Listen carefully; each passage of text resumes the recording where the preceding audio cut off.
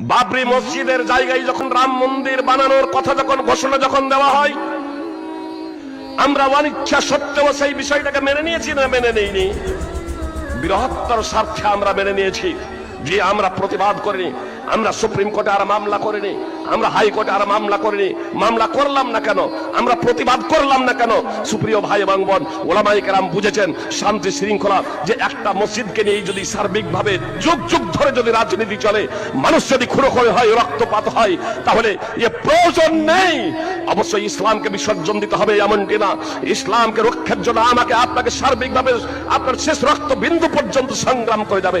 মসজিদের প্রয়োজন আছে, হাজারো মসজিদ নির্মাণ করুন, কোনো সমস্যা নাই, কিন্তু বাবরি মসজিদ নাম দেওয়ার কি প্রয়োজন আপনার? কিন্তু আবেগ নিয়ে ছিনিম খেলা ছাড়া কোনো কিছু নয়। জি, কথা খুব মনোযোগ দিয়ে শুনবেন।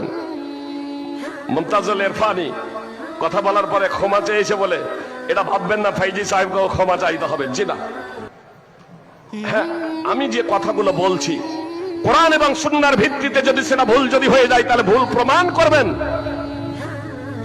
আমি সার্বিকভাবে সারেন্ডার হতে প্রস্তুত, কিন্তু আমি যে কথা বলছি তা যদি কোরআন এবং সুন্নাহর যদি অনুকূল হয়, সারা শুধু একজন কেন, সারা পৃথিবীর মানুষ যদি একদিকে হয়ে যায়, তাহলে আমি আত্মসমর্পণ করতে প্রস্তুত না।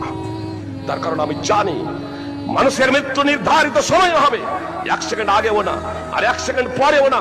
সারা পৃথিবীর মানুষ যদি একটা দানা আমাকে বেশি খাওয়াবো মনে করে, এটা সম্ভব না।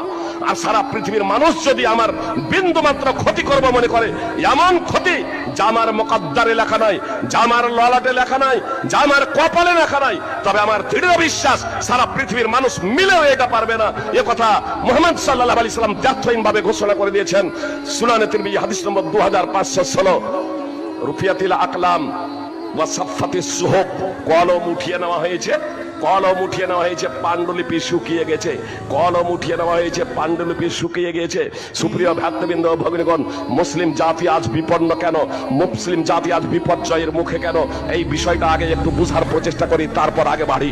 আল্লাহ তাআলা বলছেন, ফালিয়াহদারিল্লাযীনা ইউখালিফুনা আন আমরিহি আন তুসিবাহুম ফিতনাতুন আও ইউসিবাহুম আযাবুন আলীম। তাদের ভয় করা উচিত যারা রাসূল সাল্লাল্লাহু আলাইহি সাল্লামের নির্দেশের বিরুদ্ধাচরণ করে, যে তাদের উপর বিপর্যয় নেমে আসবে কিংবা লাঞ্ছনাদায়ক শাস্তি তাদের উপর আবর্তিত হবে। সূরা নূর 24 নম্বর সূরার 63 নম্বর আয়াতের শেষাংশ আল্লাহ তাআলা স্পষ্টভাবে বললেন, যারা রাসূল সাল্লাল্লাহু আলাইহি সাল্লামের বিরুদ্ধাচরণ করবে তাদের ভয় করা উচিত যে তাদের উপর বিপর্যয়